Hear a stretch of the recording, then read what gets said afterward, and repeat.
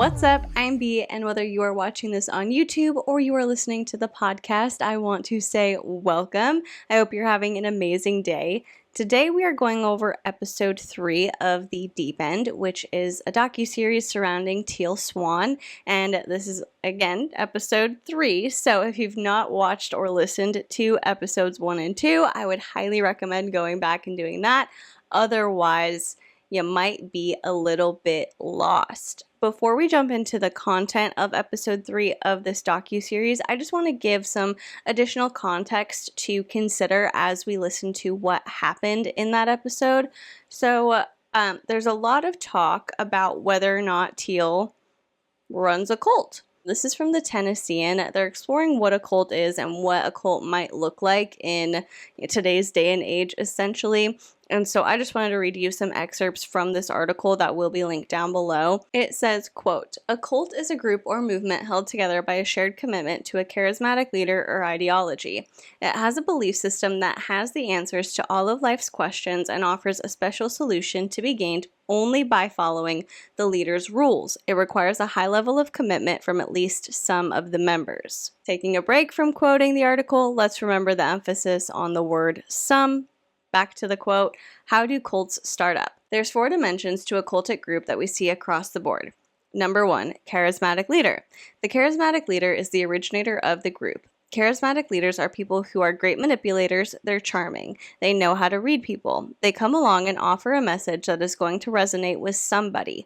Once they get a few followers, that's all they need, and then those people go out, recruit more, and they build up an aura around the leader. Number 2, transcendent belief system. Most religions and even political groups are going to have a transcendent belief system, meaning they're stating how to get to some better place. But what's different in a cultic group is they have their way to get you there. It's what I call the recipe for change. In order to be a part of the group, you have to go through a transformational process, which they dictate to you, and you can't be there otherwise. That's the indoctrination program. Number 3, systems of control. They think they're joining something that's going to give them purpose and meaning. Slowly, the heat gets turned up, and you go through the rituals or the study sessions that get you more and more drawn in. As this process goes on, the person begins to adopt this new worldview that requires new behaviors, and which most often requires cutting off from the past. There's all kinds of control mechanisms, which are rules and regulations. You've got to dress this way. Number 4, systems of influence. Then there's the more subtle influences, which is the peer pressure. Older members will model for the new members how you're supposed to behave. Before you know it, you're so enveloped in this other reality that you don't look to anything else. You don't allow yourself to be opened to any other explanations. Your mind has completely closed in on this new worldview. So the connections to the belief system is kind of the glue that keeps you there. This is your only hope.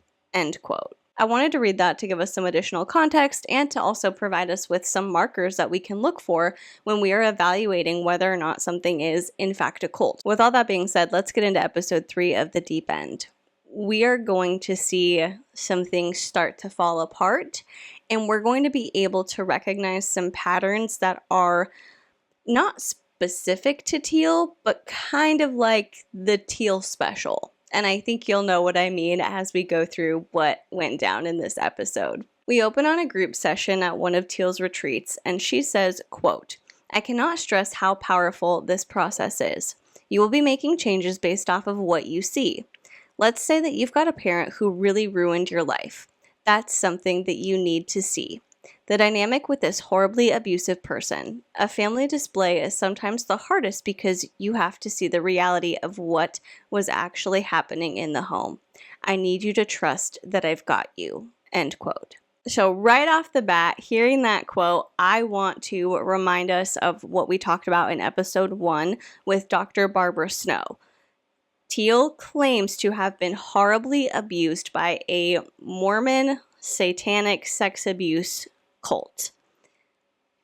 She went public about this after receiving treatment from Dr. Barbara Snow. Dr. Barbara Snow was very heavily connected with the Mormon satanic panic that happened in Utah that consisted of a lot of claims and a lot of allegations that legally ended up being unfounded. A lot of Dr. Barbara Snow's patients, who are very often children, end up coming out with these recovered memories. They say they have memories of things that they were blocking out, and with Barbara's help, Dr. Snow's help, they've retrieved them. And every memory I've heard of Dr. Barbara Snow helping retrieve has been related to childhood cult sexual abuse. I brought this up in episode 1 that we talked about. I don't know why all of the memories are the exact same. You know, why aren't any of these memories related to something like being bullied at school and blocking that out, or having a really traumatic medical experience and blocking that out? It's all the same with her. And so what are the odds that all of these kids experienced the same things and they all blocked them out until they talked to Barbara Snow? Is that the likely scenario, that that's the truth in what happened? Or is something a little bit fishy going on? Is there a little bit of an ulterior motive happening where Barbara Snow is potentially fabricating these memories in children? I do think that in general, our default should be to believe survivors. However, it's also important to be objective when we are noticing a pattern of things that just isn't quite adding up. And again, this is where things do get tricky and where it can be very hard to determine what you believe to be the truth, because it doesn't feel good to be the kind of person who says to somebody, you're telling me that you have this horrible memory of this awful thing that happened to you, but I have doubts about it. Nobody wants to be that person. But with Dr. Barbara Snow, the vast majority of the allegations that she and her patients have made have been unfounded. Law enforcement has not been able to find anything to substantiate these claims. They opened up a special task force. They brought in other law enforcement departments. You know, they tried to find evidence of these Mormon sex child abuse cults, and they couldn't find them. There were some people, like I said in episode 1, who were convicted of child sexual abuse, but the amount of people who were able to be convicted was very small compared to the number of allegations that were made. And in some cases, those rulings ended up being overturned later. So again, I don't like saying that bad things didn't happen to people when they say that something bad happened to them, but those are just things to consider, especially when we are talking about Teal, because Teal is using this part of her story to sell herself and to sell her services and to say, here's what I went through, here are all these things that happened to me, and I came out on the other side, and I can help you too. She is using this experience for profit. And that's not to say that survivors of abuse can't use what they've been through in order to benefit monetarily. But I do think that when we are looking at somebody like Teal, it's worth having a conversation about. It's worth noting how much money she makes and that she is an author. She sells paintings, she does workshops, she does live retreats. She makes a lot of money based on this story that in general has quite a few holes. It's not out of the realm of possibility that certain parts of her story have been embellished in order to turn a profit. And I want to give a shout out to one of you. Thank you so much, Lindsay, for bringing up the interview that was done on the Mormon Stories podcast. They interviewed Diana Hansen Rivera, who grew up with Teal and was very close with her as a child. Diana shared her experience and what she observed, and she was very clear to say, like, this is just from my experience. This is from what I saw. Diana pokes a lot of holes in Teal's story. So I would recommend watching it if you want to hear what she has to say. It was a really great interview. Diana just seems like a lovely person. And so we have somebody who knew Teal as a kid and was very close friends with her, according to what she has said, who is very much doubting the cult aspect of Teal's story. She says, I don't know, something could have happened, but there are just some things that don't add up and some timeline issues. And so I don't want to go into the whole depths of that because I've already been rambling for long enough. But It's worth a watch. I feel like if you're feeling bad for questioning certain elements of Teal's story about being held captive and ritualistically abused as a child, it's definitely worth checking out and hearing it from Diana's perspective, because it might give some validity to some of the doubts that you are feeling.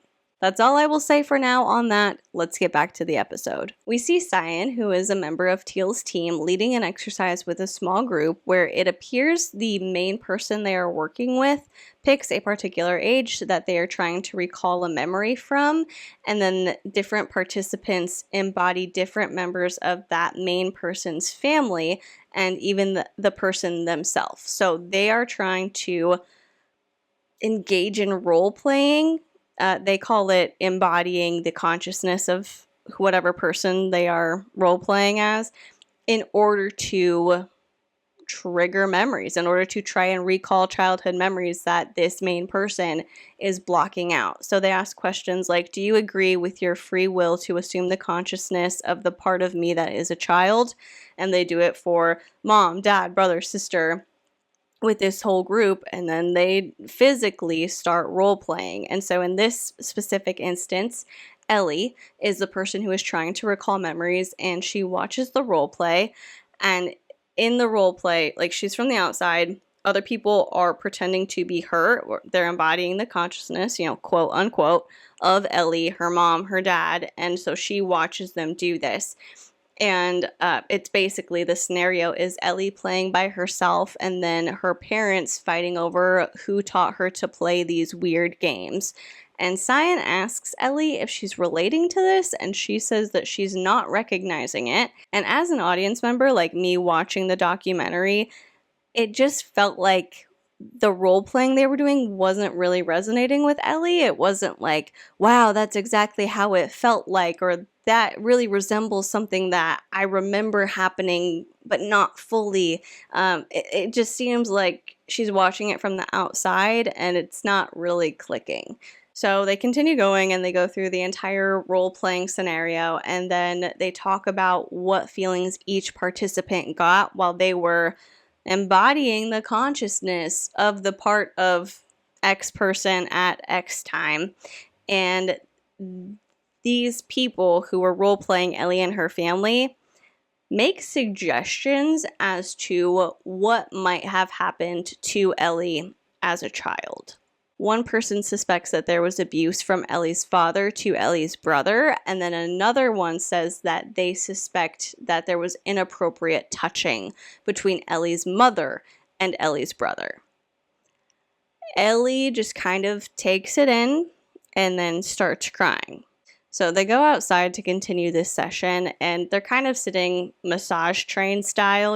They're in a line with Ellie at the front, and then Cyan's facing Ellie, and he says, quote, "There's a lot you've had to hold on to until now. What you are learning is how to find it and how to recognize it," end quote.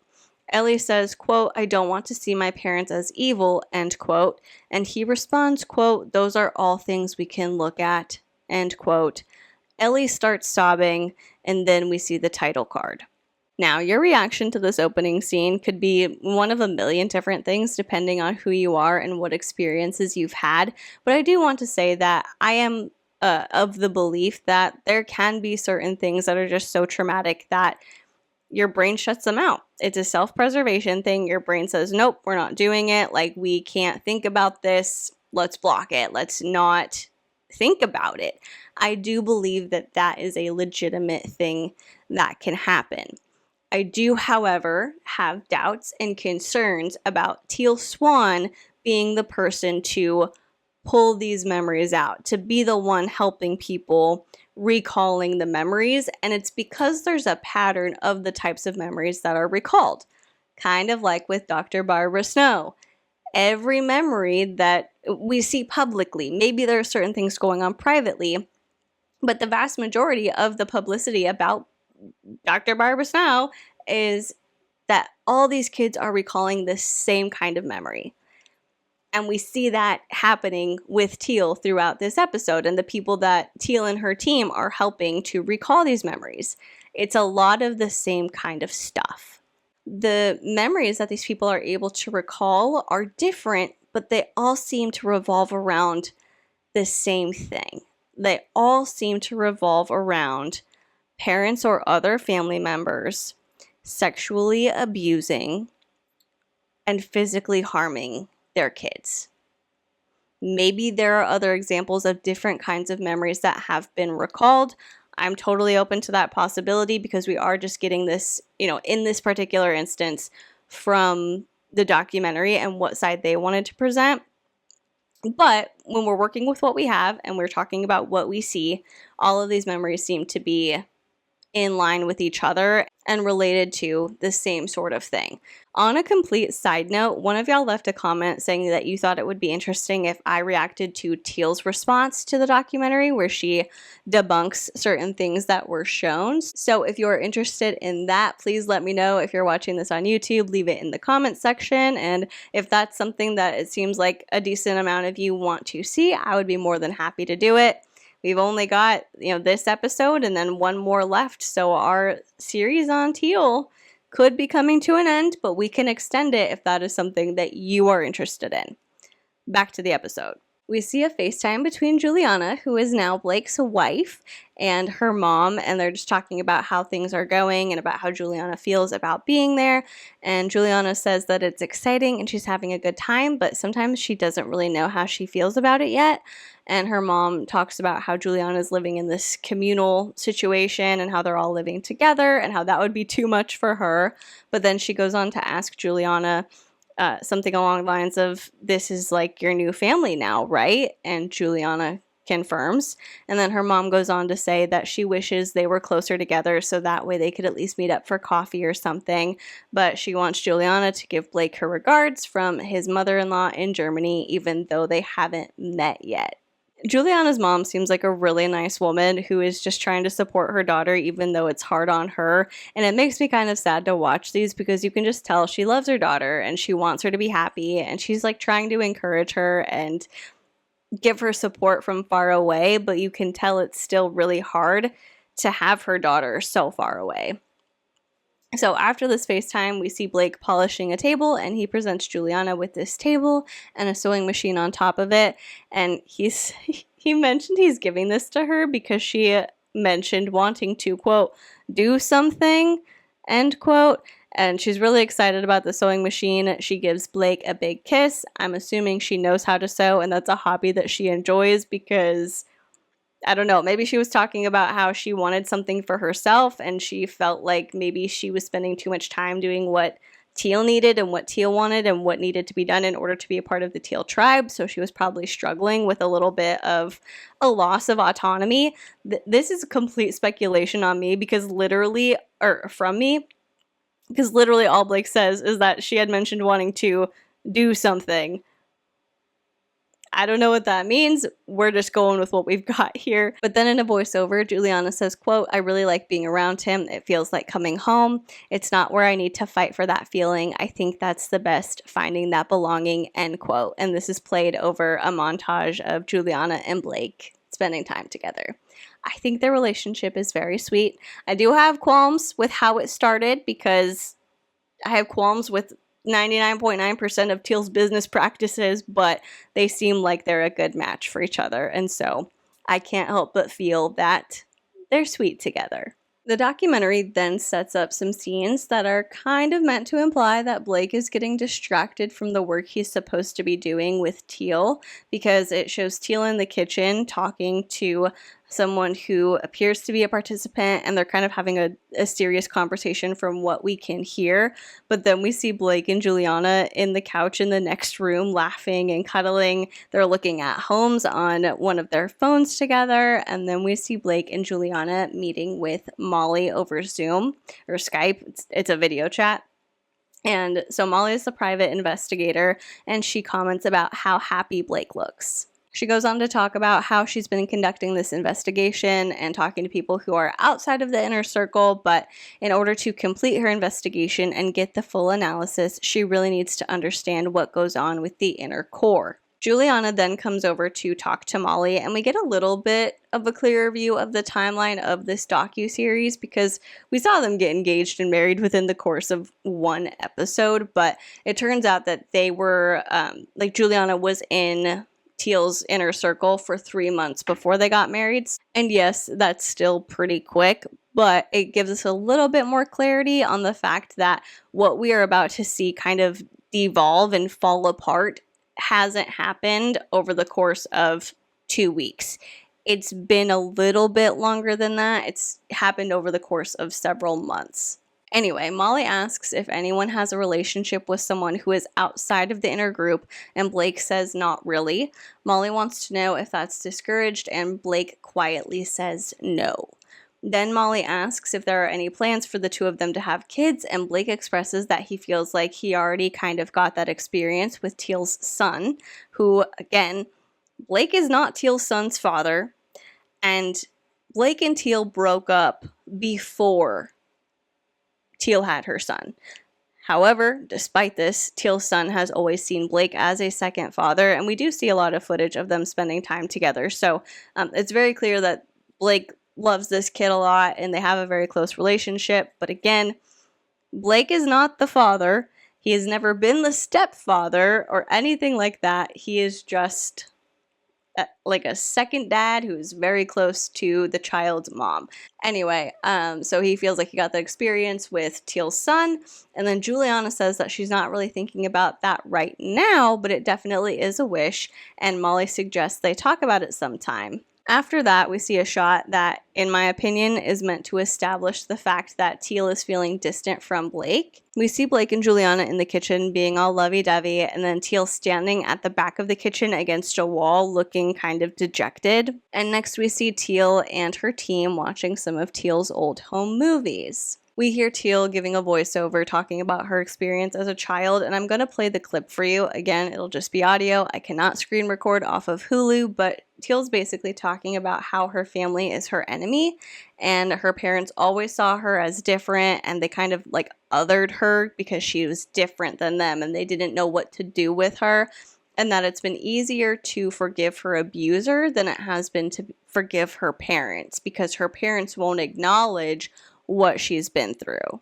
And I will just remind you again that in the interview with one of Teal's childhood friends, this friend does not believe the allegations that Teal has brought against the person who allegedly held her captive. She was with her a lot. She was like, we would be having sleepovers. I don't understand how she could be taken and trafficked at 3 a.m. and still make it to school on time and not have any physical marks on her body, not have anything like that. This friend said that for a very long time because Teal's family was so just like free and lax about certain things, that the girls would take baths together. They would see each other naked quite a bit. They did get to a point where Teal's mom was kind of like, hey, maybe you guys are too old to be doing this. You know, maybe we put a stop to it.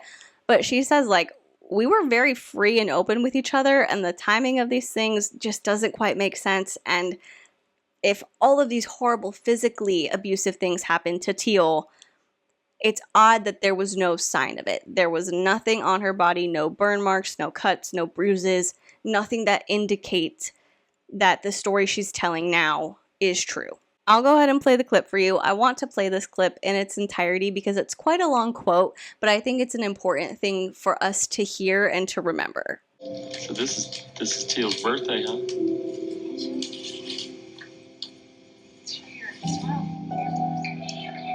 We're all each other's family in this community. In childhood, most of us didn't fit in.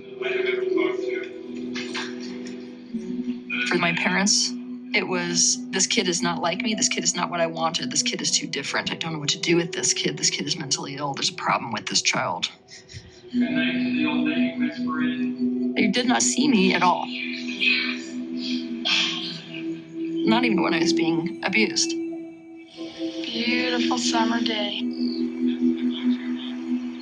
What have you got for the horses, Teal? My parents are in a whole other reality about who is my abuser. You know, I'm telling them such horrific details that they can't go there and see themselves as good parents anymore. That's, I think, why it's been so much easier to forgive him than my parents.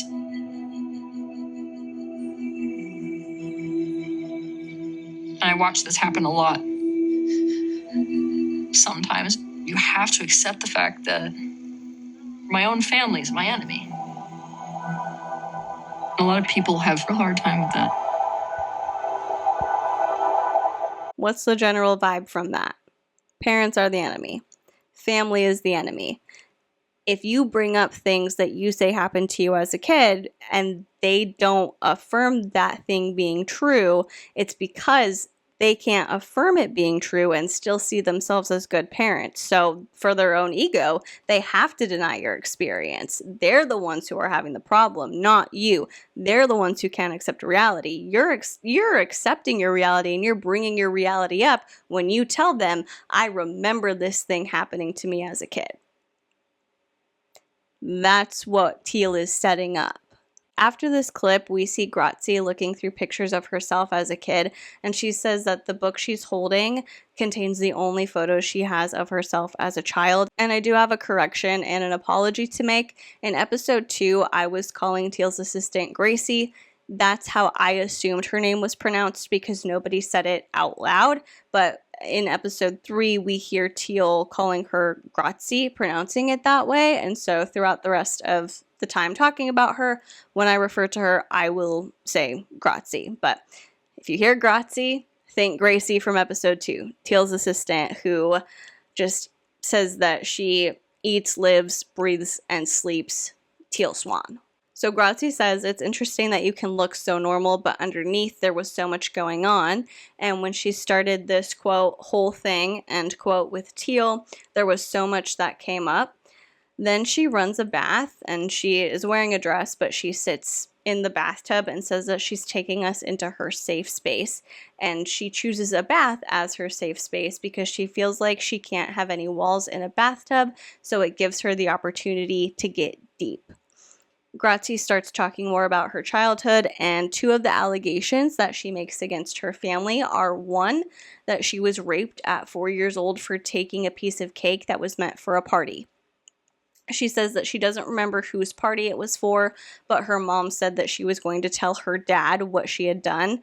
And then Grazie's dad apparently took her into a room and raped her. And at one point, her mom walked in, saw what was happening because Grazie was like screaming her head off, and then just walked out.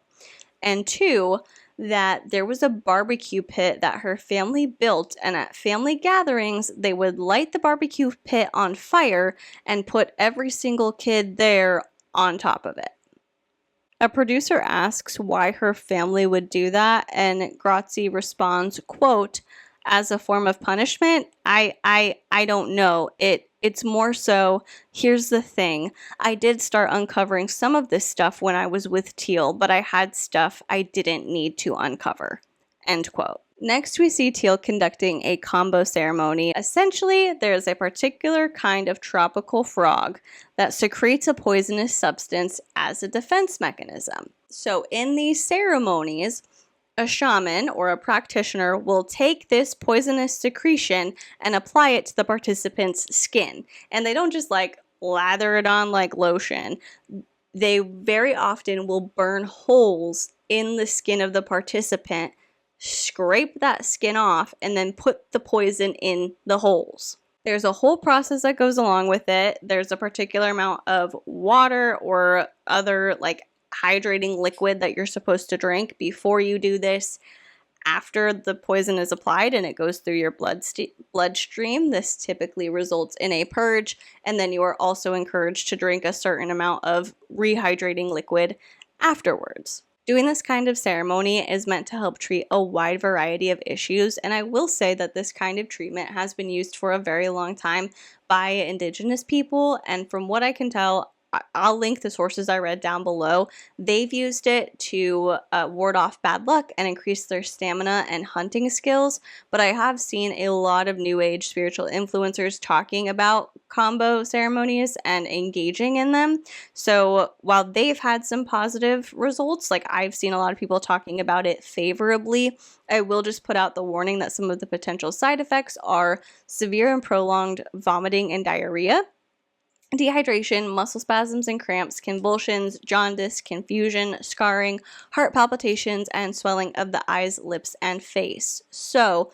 if this kind of ceremony is something you are interested in, please go to an experienced practitioner, not someone who did it once themselves and had a great time. Like, don't just go to somebody who was like, I did it and now I know how to do it and I can do it on you.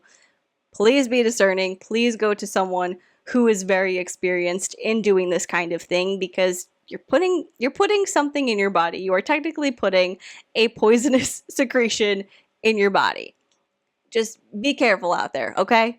So we watch the ceremony happen, and Grazi says that her intention for the ceremony is for it to help her move forward because she feels like a lot of her trauma is stuck. And then she says, quote, "My parents think I've gone nuts. We live in two different worlds, and so they don't think Teal's a great influence on me. There was a moment where my mom came to Utah and called the cops. She said, 'My daughter, I haven't heard from her. She's being abused.' Eventually, I actually confronted my mom on the abuse and she denied everything. And so I was like, I can't do this. That was the last time I saw her," end quote. This is very sad to me. I'm not going to pretend to know what happened to Grazi as a child, and we're working with very limited information here. But to me, the fact that she says her mom came out and tried to get her and tried to go to the authorities and like break her daughter and Teal up, basically. For some people in some situations, that could be a sign of an abuser trying to regain control of their victim. But in some cases, it can be a concerned mom wanting her kid back, wanting her kid to be safe and healthy and away from a toxic influence. So it could be one of two things. I tend to lean towards it sounding like her mom wanting to try and look out for her and get her out of an environment that isn't super great, but we can all have our own opinions. And again, I don't know Grazi. I don't know her mom. I don't know what happened. But just keep in mind, we have somebody here saying that because of Teal, they've had to cut off contact with their family. So they're going through the ceremony. Teal tells Grazi to let go and let the medicine help her. Grazi ends up vomiting, and then in a voiceover, we hear Teal say that Grazi's parents blame Teal for the state of their relationship with Grazi, and that they think Teal ruined their family. She says that Blake's family thinks the same thing, and that the same thing is probably going to happen with Juliana. She then says, quote, "They cannot own the conditions, painful conditions, that created a daughter who doesn't want to be around them. She left. Why did she leave? It can't have anything to do with us, right? So of course, they're gonna come up with a story to save their self-esteem, which is that she's been seduced into a cult," end quote. Next, we see Molly, the private investigator, having another video chat with Jared. And as a reminder, Jared is somebody who used to be in Teal's inner circle. When he left, Teal told him, "If I were you, I would kill myself." He had a very bad experience with Teal, and it had a very lasting impact on him. He is also the member who helped her basically set up her business in 2012. And he's the one who told Teal that he would kill someone and bury them in the backyard for her. So they're talking about, what his experience was like being with Teal and all of that. And Molly talks about how she kind of has a checklist for what to look out for when determining if something is a cult, and that there's one set of ethics for the leader and another for the followers. And then Jared explains that he thinks the outer circle is very much self-help, but the inner circle is very much a cult. He then shows us a tattoo he has on the palm of his hand that says, "Is it true?" And he says that Teal suggested he get this tattoo because she could read his thoughts and she knew that he was lying to her. He says after hearing this from Teal that she could read his thoughts and all of that, he really began to question his childhood and his family, and he thought he'd been sexually abused by his grandparents. And he says that things just kept getting worse and worse as he was trying to reconcile whether or not it was really him. and his mind that was showing him these things or not. He then goes on to tell the documentary crew, quote, Teal made me question like all my childhood experiences and everything that I'd gone through. Just, made me like cut ties with my family and think this and accuse my dad of sexual abuse, like awful stuff. I told my ex-wife I wasn't going to pay child support and she thought it was because I didn't have the money, but I was literally not paying that money because I was giving it all to Teal, end quote. He then goes on to tell Molly that Teal would constantly say they had to put the cause first and that the mission was more important than both of their lives.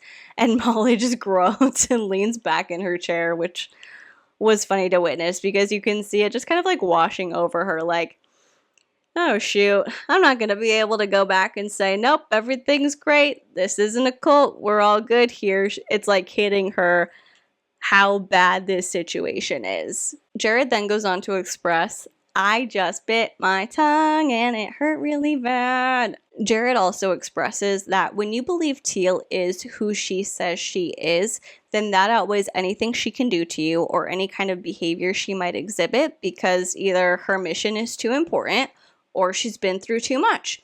Anything else is just off limits to think about. Next, there's a conversation between Teal, Matthias, Blake, and Juliana, and Matthias brings up Prince Harry and Meghan, and he says that Meghan was completely unprepared for entering into the royal family, and so he wants to make sure that they can avoid a crash here and go over what everyone has signed up for and see where it's compatible and where it's not compatible. Juliana says that doing workshops make her feel like she's in the right place, and it doesn't cost her any energy. Matthias asks her to confirm that if she's in a workshop for 14 hours and then someone goes into crisis and she has to be with them for another 6 hours, that she is okay with that. She says that she is, and he just kind of reiterates the point again, and he wants Juliana to confirm for him that she has 24-hour availability. She says yes to this, and Blake says that he feels the same. And then they get into a discussion about how Blake and Juliana cannot go to Germany unless it is for traveling for business with the company. And Juliana expresses that she would like to find a way to make it possible for her to go see her family and friends and maintain those relationships with them. But of course, Teal and Matthias both reiterate that there is no leisure travel and that the life that they're leading is not compatible with a typical life. And Matthias tells Juliana that her life is different than she thinks it is. Yikes Krispies is all I'm going to say to that one. 24-hour availability, no leisure travel, no you can't go see your mom. Red flags. So after Matthias says that, everyone is just kind of sitting there quiet and looking frustrated, and then the scene ends, and we cut to a live event where Teal is on stage with an attendee who's, sharing what she's going through, and she expresses that she got to a point where she had to completely cut contact with her family. She says that it's really hard, though, because sometimes she wants to keep those relationships, and it's really difficult to feel like she's all by herself in this life. Then Teal has this attendee close her eyes, and Grazie walks up behind her and puts her hand on her shoulder, and Teal expresses that both she and Grazie are in the chaos with this woman, and she's not alone, and that being cut off from her family is what she needs. Teal says this woman has been gaslit her whole life, and her feelings are real and true, and the woman begins to sob.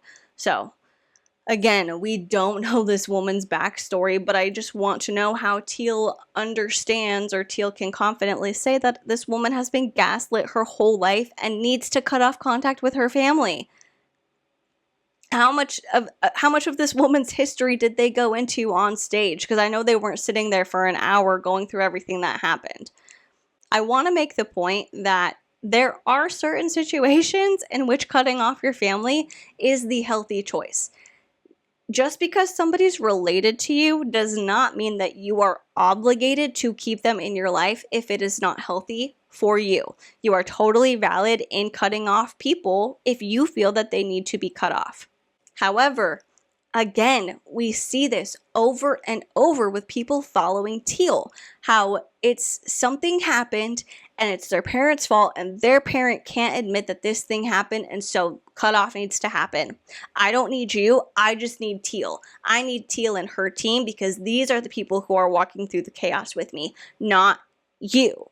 And maybe there is something to it where the people who we commonly see following Teal have gone through so many similar experiences, and they've gone through everything. They've tried everything, nothing's worked. And so that's how they ended up at Teal. And the reason that we are hearing things like multiple people having similar stories or similar experiences or having to get to the point where they cut off their family is because they've gone through those things and they've been gaslit and people haven't believed them, and Teal does believe them. Maybe that is what's happening. I'm not saying that that's completely impossible, but I just question it. It's very concerning to me. It's like an immediate red flag when you have a leader, well, spiritual leader. This is my Teal Swan example, right? This is my visual aid. You've got a leader, you've got Teal Swan, and then the majority of the people around her are being told to cut off contact with their family because, like Teal said earlier, they need to know what happened. Her participants, her followers, they need to see what happened. They need to recognize the horribly abusive state of their childhood. They need to come to terms with it. And if their parents don't affirm this for them, and their parents can't set their egos aside, quote unquote, in order to confirm that this is what happened, it's the parents' fault. And the parents are gaslighting the child or the adult child. Something's not right. If part of being in community with someone more often than not involves cutting off your family, something might be wrong there. All right, let's get back to this live event. So like I said, the woman begins to sob, and then the audience starts applauding, and we get a shot of a woman named Sabrina who's in the crowd. She's clapping, and we are going to learn more about her next. So Sabrina is in her apartment. The documentary crew are, interviewing her, getting her story. And she shares that in 2015, she was super depressed, out of reality, and looking for help. She says that she had a therapist when she was younger, but it didn't work, and she eventually found Teal. So this is somebody who tried going the traditional route, tried getting help from a therapist, and for whatever reason, it didn't work out. And so she was seeking help, and she found Teal. She says that she went to one of Teal's retreats, and at this retreat, Teal told her that her parents don't love her. Sabrina says that she had like a back and forth with Teal where she disagreed with this because she felt like her parents did love her, but Teal told her that that was not true, and Sabrina eventually gave in because Teal is psychic. So after this, Sabrina moved out of her parents' house. And now she's in a tough spot because moving out of her parents' house was the last thing to fall for her in terms of support. And after she did that, she fell into a deep depression and then attempted suicide. I'm trying not to repeat myself too much. We obviously don't know every dynamic of every person in this documentary. We don't know what it's like between Sabrina and her parents. It's very possible that an adult child can be living with their parents and they can have a toxic relationship. But in this instance, Teal says, your parents don't love you. Sabrina fights back. She says, no, my parents do love me. I don't think that's true. But then eventually, because she's so desperate to feel better, because she has depression and she wants to feel better, and she thinks that Teal is who she says she is, and Teal is psychic, she says, well, Teal must know. My parents don't love me. I need to move out of their house. And then things got worse. Things didn't get better after that. Her last support system fell apart because she moved out of her parents' house. And she tried to die by suicide. They say that sometimes things have to fall apart in order for them to come together. In order to bake a beautiful cake, you got to break a few eggs first. But, in 2015, she found Teal. And several years later, when they're filming this documentary, things are still rough for Sabrina. And this is confirmed by Sabrina. This isn't just me like making an assumption, because next we see Sabrina attending another one of Teal's completion process retreats. And in a voiceover, she says, quote, "I need to feel better, not in an abstract way. I can't have this hope like it's going to get better in the future or something like that. This whole thing is a leap of faith for me, but honestly, life is painful, so you really don't have that's the thing." I think Teal said this. She's like, "You don't know how much pain someone has to be in to finally come to me. That's the fucking truth, man. You have nothing else to lose." End quote. So Sabrina's at this completion process retreat, and we see the beginning of a group session. Teal asks everyone how they're feeling, aside from afraid, but she assures all of the participants that the standards she has for her team are very high, so high that some people can't hack it, and the camera pans to Juliana. And Teal begins to introduce their first exercise, but Sabrina interrupts Teal to tell her that she has some resistance to her right now, and that she's a little bit mad at her. Teal asks why, and Sabrina says that it's because her life did not get better, it got worse, and she informs Teal about her suicide attempt and says that she can't do this anymore. I feel like we're missing certain context of the rest of the conversation because things are kind of referred to in a very general way that makes me think we're missing like references to specific events or specific things, but this is just how the conversation plays out as shown in the documentary. And so Teal says she knows it sucks, but her intention is for her to feel better, but the reality is that most adults, Sabrina included, are living an inauthentic life and that things fall apart because they are not true to you. They have a little bit of a back and forth. It's pretty tense, and Teal tells Sabrina that her life is better now, but Sabrina says that's bullshit. And then after that, it doesn't seem that Teal really has a response. They just kind of sit quietly looking at each other. It appears, the way that it's presented, that somebody's coming to Teal with something that Teal can't really argue against. If we think about that interaction that I showed you in episode 1, where the participant is saying, you know, who do you look up to? Who's allowed to hold you accountable? Teal just, nothing. This is something that she can shut down in her mind, that her followers will accept. Because Teal can say, there's no one that I've met who's more intuitive than me. There's no one I've met who's more skilled than me. So why would I let somebody else hold me accountable? If you met the world's fastest runner, you wouldn't say, you can't teach me running because there's nobody faster than you. Like, in the Teal tribe world, that logic works. But in this moment, you have somebody who is a follower of Teal's, who believes in Teal and has been to multiple conferences. She watches Teal's videos at home. She's been to the retreats. She is there and she is saying, I followed you, I listened to you, and my life did not get better. And when Teal fights back, she says, no, that's bullshit. It didn't get better. What is Teal supposed to say to that? You know, people think Teal's psychic, Teal's all-knowing, whatever people perceive Teal to be, whatever skills they perceive her having. You have a real person here saying, no, I'm telling you, it didn't get better. And so it seems like Teal just doesn't really have a response. There's nothing that she can really say in that moment to fix this. There's nothing that she can say to kind of shut this down quickly because Sabrina's not backing down. So after this, we see that Juliana and another member of the Teal tribe are looking for Sabrina because they can't find her. And eventually they do find her upstairs in a room, like with the door closed, and she's just by herself and she is sobbing because, again, she is struggling. She needs help. She is seeking help. She wants to feel better. And the things that she has done so far have not worked.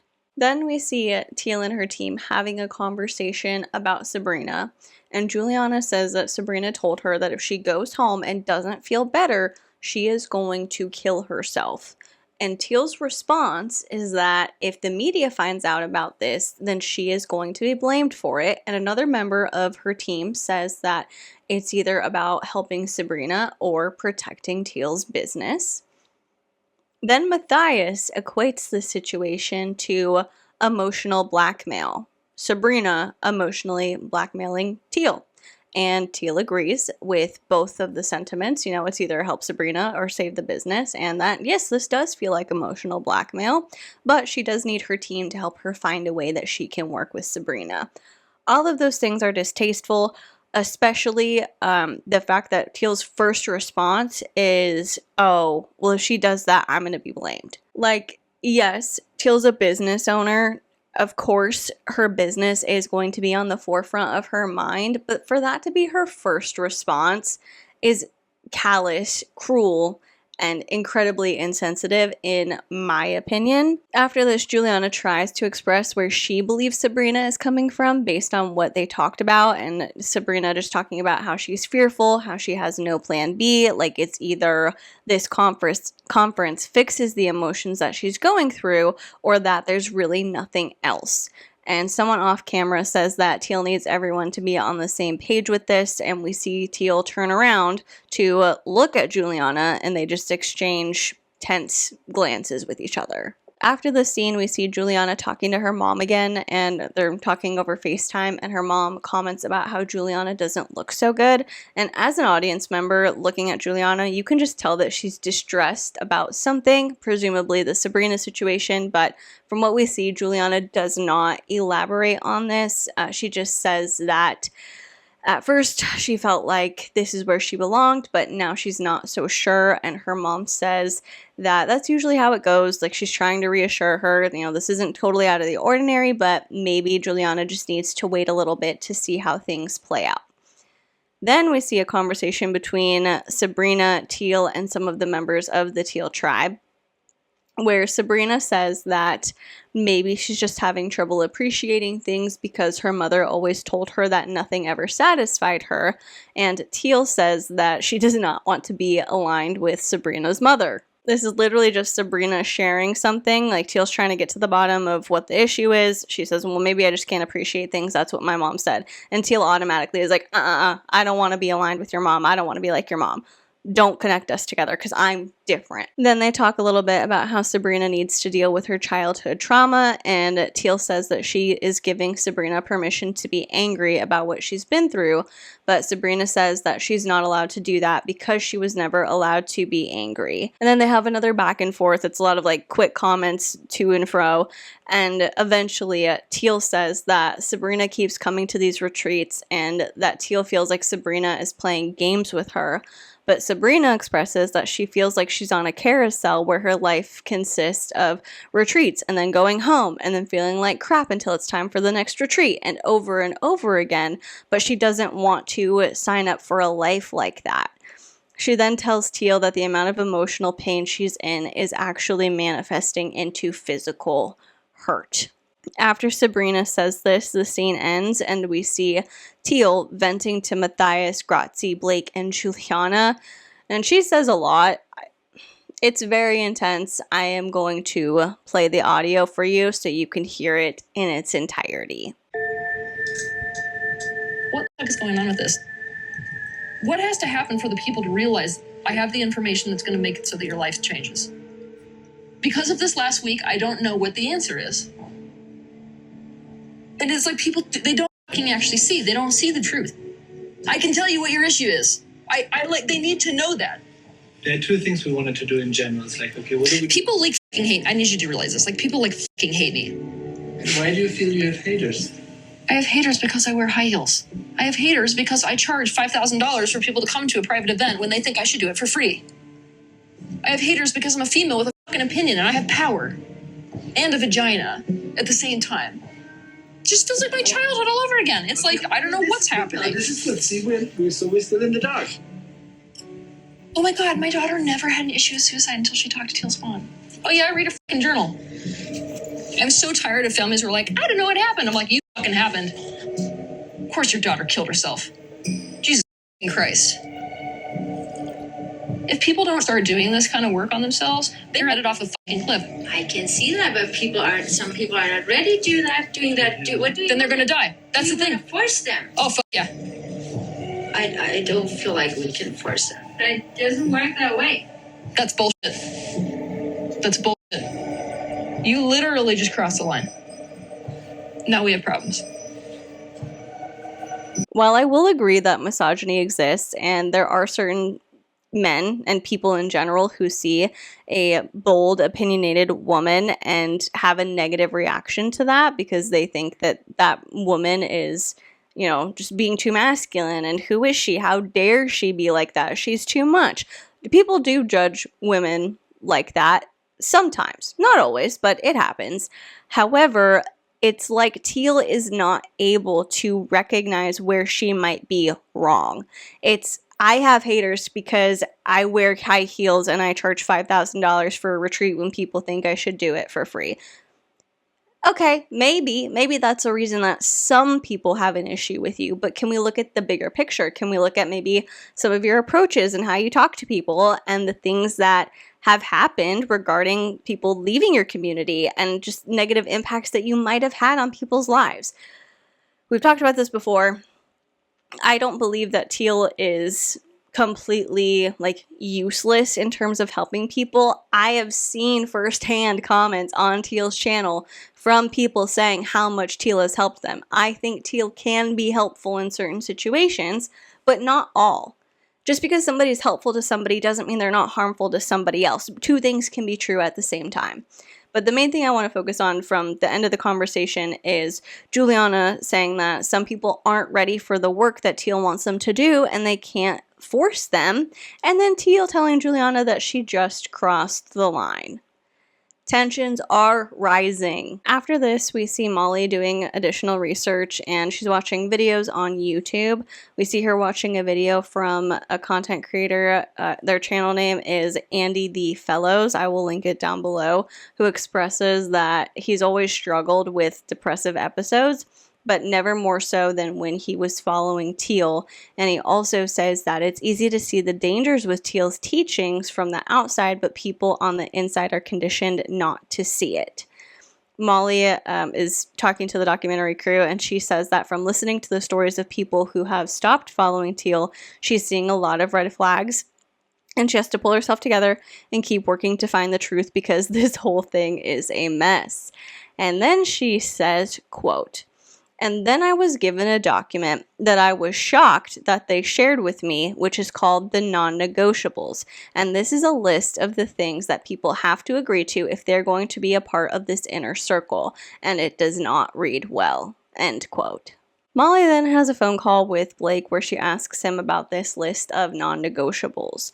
Some of the items on this list are that you cannot put your own family first, that Teal comes first, and if she wants you somewhere, she gets priority. The priority of the entire community is whatever is in the best interest of Teal. Quote, "You cannot have personal boundaries that have in any way an effect on Teal. You will now be in the world of fame. This makes relationships very, very complicated and often painful. Your associations are, in fact, your potential biggest liability. Anyone you introduce to the community could turn on Teal, blackmail her, rip the community apart, put extra pressure on Teal or other members of the community. When fame and money is involved, people simply cannot be trusted. Your life is not going to even remotely resemble normal." End quote. And Molly is reading this particular piece of the fame, the money, rip Teal apart. She's reading this to Blake, and he says, Molly then continues, quote, "If you want a normal life, do not choose to be a part of the inner circle," and it goes on, end quote. Molly wants to know if Blake's ever had any issues with these non-negotiables, and he said that he's always been fine with it for the most part, and that Teal compares joining the inner circle to joining the military, and he wants to know what Molly thought when she read all that, and she says, quote, "That most of it is illegal. That was my first reaction. Part of my job here is to try to figure out if this is a cult or not, and then I get this document, and I have a checklist that I'm going through saying, yep, cult, cult, cult. I mean, it's all on the list of things that I'm having to use to define what a cult is. And I know this doesn't apply to the outer circles of participants, but there's enough people on this list that this is supposed to apply to that it's put me in an uncomfortable position." End quote. I know this is all very serious, but I would like to add that if you're watching it, the expressions that Molly is making while she says that and how she gestures the check mark where she's like, yep, cult, cult, cult, it adds a little bit of levity that I appreciated. Blake then says that he can understand how up it sounds, but that Teal is incredibly empathetic and she's always checking in with the members of the inner circle to make sure that them being there is still working for them. But Molly wants to know if Blake really thinks that someone would feel comfortable saying that they are not in alignment with what was happening, because to say that would mean getting kicked out of the inner circle. And Blake says, quote, "Yeah, no," end quote. So yeah, Teal might be checking in on people. Oh, are you good? Is this in alignment? Is everything okay? And what are you going to say? If it's not working and you're not prioritizing Teal and her mission, you're not doing what Teal's asking you to do, or you're going to say that you're not comfortable with what Teal's asking you to do, that means you're violating those rules. So what do you do if you're uncomfortable with something, but you still love Teal and you want to be there? Chances are you're just going to say that everything's fine. Next, we see Juliana give a really emotional interview to the documentary makers where she says that she gave up her entire life in Germany to come do this, and before she came, she perceived Teal to be somebody who really cared and wanted to help people, but now that she's here, her entire experience has felt like falling in a hole. And when she's committed to something, that she is committed, but this is not what she thought it would be. She says that Teal is not in a space anymore where she's just a spiritual teacher. There's definitely another level to it, and Juliana doesn't know how long she can take it. After that, we see Teal talking to the participants who have come to attend the completion process retreat, and she tells them that some of them are fighting against whatever is in front of them, and unless they deal with it, they are. She tells them that they are going to be doing something called water breath, which is terrifying but powerful, and when they are down there, it's not going to be fun. Water breath. I can only describe this as like reverse waterboarding, or, attempting to drown someone.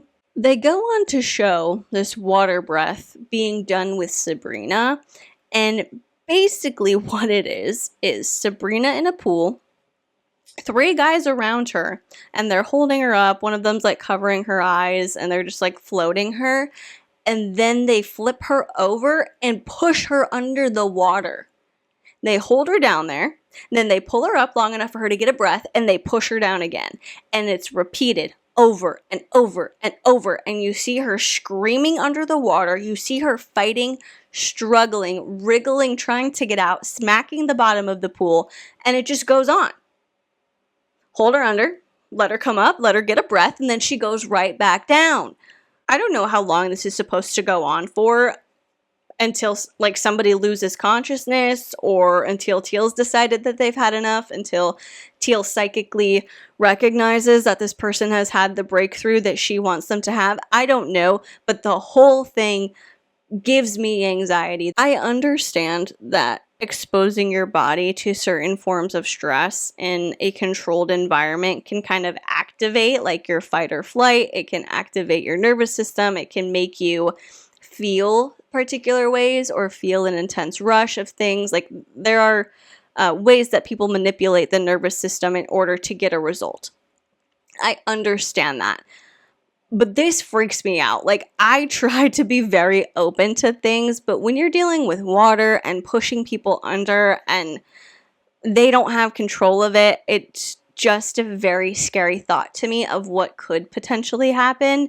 I don't like it. But Teal says that she knows firsthand that water breath is incredibly painful, but it's a purge, and that self-awareness does not come naturally to those that avoid pain. And another thing I want to know about doing this thing is that while these men are doing the water breath to Sabrina, Teal's standing at the edge of the pool, and they have to like look to her for when to flip Sabrina over and start this process. And so like they're relying on Teal's kind of nonverbal guidance to do this. And I feel like if Teal is the expert, she should be in the pool. Yeah, maybe they're not going to know how long it's going to take for this breakthrough, or they're not going to have the energetic senses. They're not going to be able to tell when things need to happen. So Teal needs to be involved because she's the guru, right? Get in the freaking pool then. If they have to look to you for timing of essentially like near drowning someone, get in the pool. be there. Like, don't just be at a distance controlling things like a creep. Get in the pool. Anyway, the less angry point that I wanted to make with that is that this is a risky thing to do. Doing water breath is incredibly risky. Things can go wrong very quickly. And so if you have these guys who are looking to Teal for the cues on when to do what, it just seems like it would be safer to have her right there. And yeah, she's on the edge of the pool, like whatever, but you can tell. Have you ever done something and somebody's instructing you on how to do it, and you can tell that even though they're the one instructing you, they don't really know what they're talking about, and so it makes you doubt whether or not you should follow through with it? I feel like that would be the situation for this. That, like, you can tell when somebody's not confident in what they're doing. And so when you're asking someone to trust you with their life, you probably want to make them as comfortable as possible. And I think Teal being in the pool would contribute to that. It would probably make things a little bit less anxiety riddled for whoever's getting dunked repeatedly. Anyway, we watch this process happen. It's incredibly distressing to me. I felt very uncomfortable watching it. And, like I said, Sabrina's screaming underwater, fighting, hitting the bottom of the pool with her hands. And then everybody around who's watching this looks incredibly concerned. Like, the people who are watching this, who are not Teal, aren't like, yeah, this is how it goes. This seems very natural. They look petrified. And it just goes on until they finally have to carry Sabrina out of the pool because she is barely conscious, if we can say that. Like, it's generous to say that she's barely conscious. So these guys place her on a pool chair, and Teal eventually walks over and, like, stands at Sabrina's head and places her hands on the side of her head and is just, like, intimately holding her. And then Sabrina manages to utter out the words, "I love you." And they cut to the credits. So yeah, episode 3 was a lot. There were a lot of things that were disturbing to me and distressing to me. I am shocked that we are already going to be on episode 4. I know it's only 4 episodes, but I feel like it's just gone by really quickly. And so I just want to say thank you if you've watched these. I really appreciate it because this topic is fascinating to me. And I know that it's a really heavy topic to talk about, but I appreciate you being here. I think it's important to have these discussions, and you're awesome. Thank you so much for watching them. And while this series has not come to a close yet, I do want to ask a little favor of you. I'm getting prepared for a future video where I talk about modesty culture because I recently had an experience that made me realize I was not as far distanced from it as I had thought that I was. And so I thought that I would take this experience and use it as an opportunity to bring up modesty culture and its long-lasting effects. In the pinned comment down below, I will have a Slido link. Slido is the same application that I used when I was collecting questions to ask Jeremy when he came on my channel. It's completely anonymous, and so I just want to ask if you have a story that you want to share about either growing up in modesty culture or still living with modesty culture, and you want to share that with the channel. Let me know how it's affected you throughout your childhood and even today. I would really appreciate it. I would love to share these on my channel and just have a conversation about modesty culture and what it does when people play into it maybe a little bit too heavily. So if you have something that you want to share, click the link in the pinned comment down below and let me know if you have any other thoughts about this video. If you are listening on the podcast, I will be asking you a question. If you're on Spotify, there's a Q&A box. I'm going to ask you a question. Feel free to share your answers with me. And while y'all are doing that, if you could either subscribe to my channel on YouTube or leave a rating on the podcast, that would be incredible. And if you have done that already, thank you so much. I am so appreciative of you, and I love being able to just sit here, hang out with you, and talk about whatever. Thank you so much for watching. Please be kind to people, and I will see you in the next one. Bye.